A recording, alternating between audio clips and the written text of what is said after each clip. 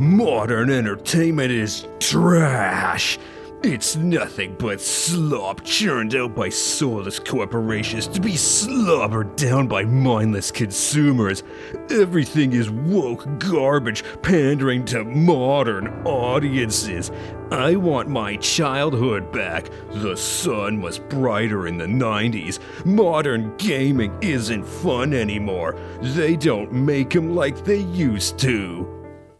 If you've spent any amount of time on the internet or social media, you've certainly heard these sorts of sentiments expressed, and chances are you likely heard the same thing from your parents, who frequently lamented the state of modern entertainment while waxing nostalgic for their younger days. But why do people keep falling into this trap? Why does the media you grew up with often seem better than what's being offered in the present? If you go onto the nostalgia subreddit or any of the decade subreddits from eras like the 80s and 90s, you'll often find people expressing a desire to return to earlier times when everything seemed simpler and when all the troubles of the present didn't exist. Yet, when we look at the past with an objective eye, one not clouded with nostalgia, we find that past decades weren't exactly free from their own troubles. The 1980s, for example, are often looked back upon as a time of prosperity and confidence, but it was also a decade that gave us the AIDS pandemic, the Iran-Iraq war, the hollowing out of American manufacturing, and the Chernobyl disaster. And I'm sure that during the 80s, there were people who looked around at all the big hair and shoulder pads and wondered where everything went wrong and how much better things were back in the good old days. To understand this tendency towards rosy recollections of past media, we must acknowledge that we live in a time with unprecedented access to entertainment, both past and present. But growing up in the 90s, finding stuff we liked was a lot more difficult, and to make matters worse, the stuff we did like was often ephemeral after its time in the sun had passed. To give you a personal example, one of my favorite shows as a child was Star Trek: The Next Generation. But all good things must come to an end, and TNG left the airwaves on May 23, 1994, with a final episode titled, appropriately enough, All Good Things. And then it was gone. And when I say the show was gone, I mean it was gone. It did not go into reruns on any of the local TV channels, and there were no Blu-ray or DVD box sets that we could buy. The only way I could watch Star Trek TNG was through the few episodes I had recorded on VHS, and you better believe I wore those damn tapes out. When it came to finding new music, it was either through word of mouth or by hearing a song you liked on the radio or on TV channels such as Much Music. But without any music streaming services or file sharing networks, buying an album was a crapshoot. It was a depressingly common experience to hear an absolute banger on the radio, then rush out and buy the album, only to discover that that song was the only one worth listening to. Now, if there's a movie I want to see, or a song I want to listen to, chances are I can find it somewhere on the internet. Remember that one cartoon you watched as a kid that had only 13 episodes and which no one except you seems to remember? Well, chances are that it's somewhere out there on YouTube. That one video game you rented for a weekend and then never played again? Chances are that not only can you play it via an emulator, some weirdo has done a whole video on it.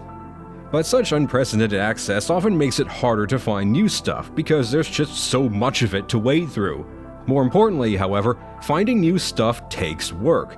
Back when I was in university was when I really started getting into metal, starting with Iron Maiden's Power Slave and working my way outwards from there. It was a thrilling voyage of discovery, constantly finding new albums, new bands, and new subgenres, and pretty soon I had amassed a sizable collection of music. But after a few years, the pace of discovery slowed down. Trying to find new artists felt more like work than fun. It meant trawling through forums and recommendation threads and trying to keep up with a huge amount of new releases each month. It was simply easier to keep listening to the stuff I had always listened to because I knew I would enjoy it. The same thing happens with video games.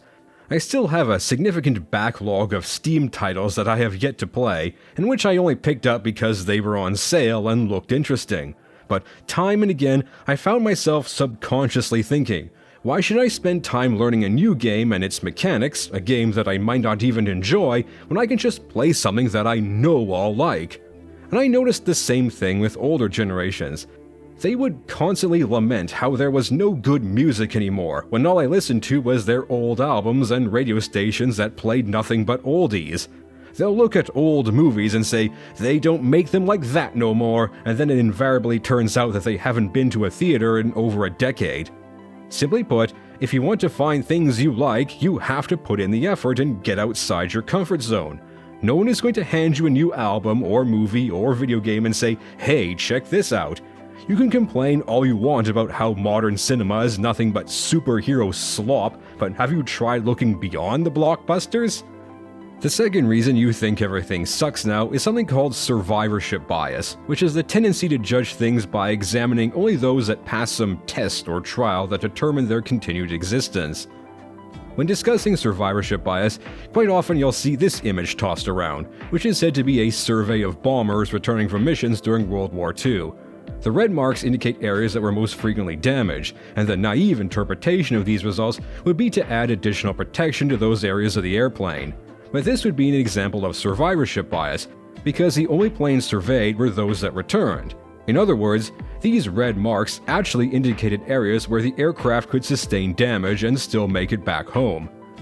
This is something I've noticed even when I was a kid. When people talked about movies from decades earlier like Lawrence of Arabia or The Godfather, they would speak of them in these reverent tones, treating them as these iconic films that transcended the era in which they were made. But when I looked at the movies being made in my time, I wondered why no one seemed to speak of them in the same way. A film might be critically praised or be a massive commercial success, but then people would just stop talking about it after it left theaters. There didn't seem to be any of these huge genre-defining classics like there used to be. When James Cameron's Titanic was released back in 1997, no one would shut up about it, including that one girl in my 7th grade class who boasted about seeing it in theaters 5 times because Leonardo DiCaprio is so hot, oh my god, and then proceeded to spoil the ending for everyone. Thanks a lot, Camille. When this happened, I started to wonder, could Titanic be like those classic movies, something people would keep talking about for years afterwards? But that was just one movie. It seemed like the 90s were a veritable cinematic wasteland compared to the previous decades. Now, with the benefit of hindsight, I can see how ridiculous this sentiment was. Movies like Toy Story, Apollo 13, The Matrix, Saving Private Ryan, Jurassic Park, and Schindler's List are all certifiable classics that are still fondly remembered today. But who can remember films like Eve of Destruction, Children of the Corn 2, The Final Sacrifice, Dunstan Checks In, A Low Down Dirty Shame? Simply put, quality is remembered and rubbish is forgotten. And what about video games? Sure, the 90s were full of classics like Doom, Ocarina of Time, and Final Fantasy VII, but there was also no end of trash, from the CDI Zelda games to Superman 64. And did you think that publishers like EA running franchises into the ground was something new? They were doing that as far back as the days of Ultima and Wing Commander. The gaming industry has always been plagued with lazy cash-ins of licensed properties and buggy, broken releases that barely worked on release day. And back then, if a game was released in a terrible state, it'd probably stay that way. There wasn't anything akin to No Man's Sky or Cyberpunk 2077, games that were released in a suboptimal state and then received a steady stream of updates that brought them closer to what the developers had originally intended. And when I think of terrible games from the past, there's one that always sticks out in my mind: Bart vs. the Space Mutants. As a child, I couldn't even get past the first stage of this game, and as an adult, I can realize that this is a terrible game obviously made to cash in on a popular franchise, but back then, my attitude was, hey, this is a Nintendo game, and Nintendo games are inherently good, so if I can't beat the first level, then obviously that is my fault. Which brings us to the next pillar of the nostalgia trap. They say something is never as sweet as the first time, and when you're a child, you lack life experience, and so everything is new to you. And with this newness comes an emotional intensity that is still easily recalled years or decades later. Consider the horror genre, for example. Children are more easily frightened than adults on account of their lack of life experiences and being physically smaller and weaker, and I'm sure we can all remember something that terrified us as children, but which seems tame or even silly as adults.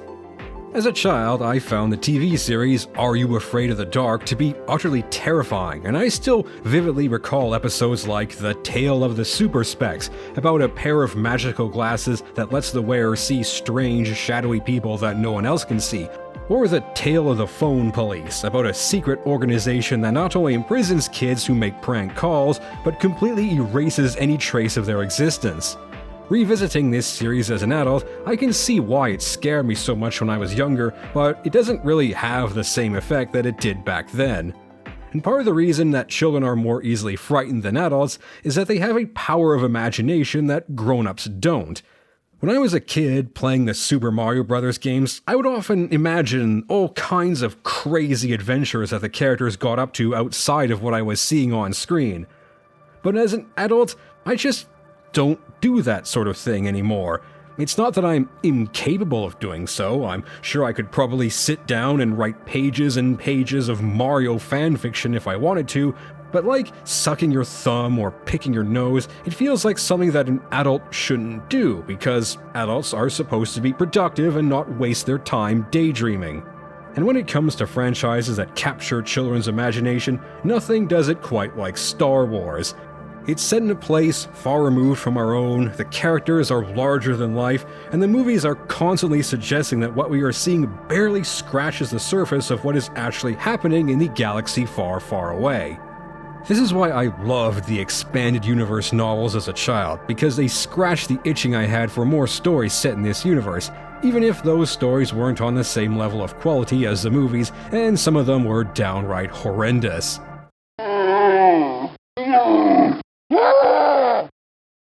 The thing that a lot of Star Wars fans don't understand, and the reason why they're always so angry and upset about each new release, is that there will never be another Star Wars film that captures their imagination the way the original trilogy did when they were younger. You can talk all day about how the prequels or the sequels were terrible and how they failed to live up to the original trilogy, but I think that, for adult fans of Star Wars, nothing would have been good enough for them, because once you reach a certain age, movies just don't capture your imagination the way they did when you were a child. What's more, being a child means that your parents likely shielded you from the worries and pressures that come with being grown up. You don't have to worry about things like your job, your health, or making ends meet.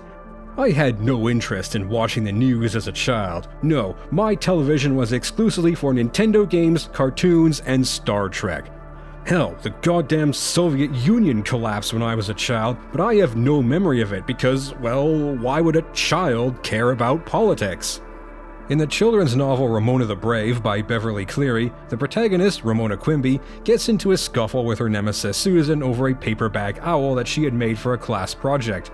Believing that Susan has copied her design, Ramona gets mad and destroys her own paper bag owl, and part of what makes this novel ring true to the experience of being a child is that, as adults, we recognize that getting mad over a class project is ridiculous. But for children, having only a few years of life experience, this sort of thing is the world to them. And when you look back on your own childhood, you might feel a longing to return to a time when your worries were limited to such trifling things, forgetting that they weren't so trifling when you were living through them. Yes, from an objective standpoint, my playground arguments about whether Sony or Nintendo made a better video game console was far less substantial than arguments we have as adults about things like politics, but to a kid, they might as well have been political. And speaking of politics, that brings me to the final reason you think everything sucks today. We live in a time of unprecedented material prosperity, yet our politics are dominated by rage and resentment. Media discourse has not been immune to this. At the time of writing the script for this video, BioWare had just released Veilguard, the fourth game in their Dragon Age series. And with the same predictability as the sun rising in the morning, there was a storm of outrage over the game being woke and pushing some kind of agenda. Veilguard wasn't the first game to be given this treatment, of course. They said the same thing about Baldur's Gate 3 a year before, and, well, for pretty much every other notable piece of media that's come out over the last decade or so. And the blame for this can be laid directly on social media. There's a saying in journalism that if it bleeds, it leads. Stories that are shocking, outrageous, or horrifying will invariably get more attention than others, and while outrage bait has always existed in some form or another, social media has amplified the phenomenon to an unprecedented degree. You see, social media is driven by algorithms, and these algorithms care about one thing only: engagement, and nothing gets engagement like outrage. It doesn't have to be true or correct, it just has to make people angry. Add in the fact that many social media platforms allow people to monetize engagement, and you have a whole cottage industry of grifters who have made a comfortable living screaming woke this or woke that to an audience desperate to get the next dopamine hit of righteous indignation. What's more, when you've cultivated an audience that wants to get mad about things, that audience tends to react rather poorly when you deviate from that script. This phenomenon is called audience capture, where influencers are caught in a feedback loop where they are rewarded for telling their viewers what they want to hear, so they are encouraged to produce similar content, regardless of whether or not they actually want to make that kind of content. In a way, these anti-woke influencers are trapped in a prison of their own creation. Their livelihoods depend on stoking outrage, and a great many of them are likely unemployable outside of social media. I'm not a hiring man or anything like that, but I'm pretty sure that making people mad about DEI chins in video game women doesn't look very good on a resume. But if they are trapped, then so is their audience. On YouTube, if you watch a certain type of video, then the algorithm will recommend more of that content. So if you watch one rage bait video, you'll be offered up more and more, and soon you'll be hooked. And let's face it, being angry feels kind of good, doesn't it? It's better than feeling depressed at any rate. Being addicted to anger can be energizing and motivating, but at the same time it also leaves a certain emptiness inside because you'll always be looking for something to feel angry at. And on social media, there are always people willing to indulge you. A recurring complaint from the outrage mongers is that entertainment today is too diverse, but when I look back at the things I watched back in the 90s, I also see diversity. Look at Disney princesses, for example. Pocahontas was Native American, Jasmine was Middle Eastern, Mulan was Chinese. And outside of Disney films, you had TV shows like Captain Planet, which featured a racially diverse cast and an incredibly obvious message that the show wasn't even remotely subtle about pushing. Of course, the rage bait grifters will tell you that back then this sort of thing wasn't forced, as if Disney were somehow less corporate back in the 90s. But the reason this older material gets a pass from the anti-woke brigade is that back then, you didn't have shouting bearded men on YouTube telling you that Metroid was woke trash because Samus was a woman, or that Street Fighter II was pushing a feminist agenda because it featured Chun-Li. Chances are, your opinions of movies, TV shows, and video games was formed either by your own experience with them or from opinions of your peers. In other words, they came from actual human beings instead of influencers. Simply put, if you want to start being happy, the first step is to stop listening to people who have a vested financial interest in making you unhappy. Know that there are people out there who have a very good idea about what makes you angry, and they will repeat those things to you in order to keep your attention, all the while making a comfortable living doing so. But while one can easily dismiss these individuals as a bunch of bloviating hustlers, the same tactics used to stoke outrage about the jawlines of video game women can also be used to stoke outrage about very real people. There is a frighteningly large amount of people who inhabit an alternate reality of angry hallucinations conjured up by social media influencers, who are more interested in going viral than speaking the truth. Social media has become a town square in the worst possible way, filled to the brim with conspiracy theories, misinformation, witch burnings, angry mobs, and public lynchings. And sadly, I don't see this changing anytime soon unless there's a major shift in how social media algorithms work, or more people just become aware of the grift. Nostalgia is a very human emotion, but it is also a bittersweet one. Every now and then I like to go on YouTube and watch compilations of 90s cartoon intros, and I inevitably experience both warm feelings of remembrance and a stinging sadness that no matter how hard we try, we can never truly go back to our childhoods. But the question is, would we even want to? When I think back on my childhood, I remember rushing home after school to play the latest Super Nintendo games, or waking up early on Saturday morning to watch Garfield and Friends. What I prefer not to remember is all the things that sucked about being a child, such as having no freedom, not being taken seriously, and being subjected to playground bullying because you happen to be a nerd or some other kind of misfit. In the book, The Way We Never Were, American Families and the Nostalgia Trap, author Stephanie Coontz writes, "When school children returning from summer vacation are asked to name good and bad things about their summer, the lists tend to be equally long. As the year goes on, however, if the exercise is repeated, the good list grows longer and the bad list gets shorter, until by the end of the year, the children are describing not their actual vacations, but their idealized image of vacation. Selective memory is not a bad thing when it leads children to forget the arguments in the back seat of the car and to look forward to their next vacation. But it's a serious problem when it leads grown-ups to try to recreate a past that either never existed at all or whose seemingly attractive features were inextricably linked to injustices and restrictions on liberty that few Americans would tolerate today." A few years ago, I had a chance to revisit my old high school, and again felt those warm, nostalgic feelings as I walked through all the places where I used to hang out with my friends. But then I remembered that my high school years also saw the 9/11 terrorist attacks and the Columbine massacre. And that is ultimately the trap of nostalgia, that the time you so fondly remember was a terrible time for many others. To that end, I'll leave you with this childhood memory of mine. When I was about 6 or 7 years old, one of my friends told me a story about a man who goes to a movie theater, and as he sits down, he suddenly feels a sharp pricking in his backside. When he gets up, he notices that there is a syringe sticking out of the seat cushion, and attached to it is a note that reads, "Welcome to the world of AIDS." As a kid, this story, which I would later learn was merely an urban legend, scared the hell out of me, and I made sure to check my seat every time I went to the theater. Because in the early 90s, AIDS was this utterly terrifying, incurable disease that, if you got it, was a virtual death sentence. And while there is still no cure for AIDS today, modern treatments have allowed patients to have a normal lifespan. And the reason I'm bringing up such a grim subject matter is that it represents the ultimate danger of nostalgia. That the time you long for, the time so many people wish to return to, was not exactly a good time to be alive for a great many other people. And it is on this note that I shall end this video. You can't ever go back, and even if you could, you wouldn't want to.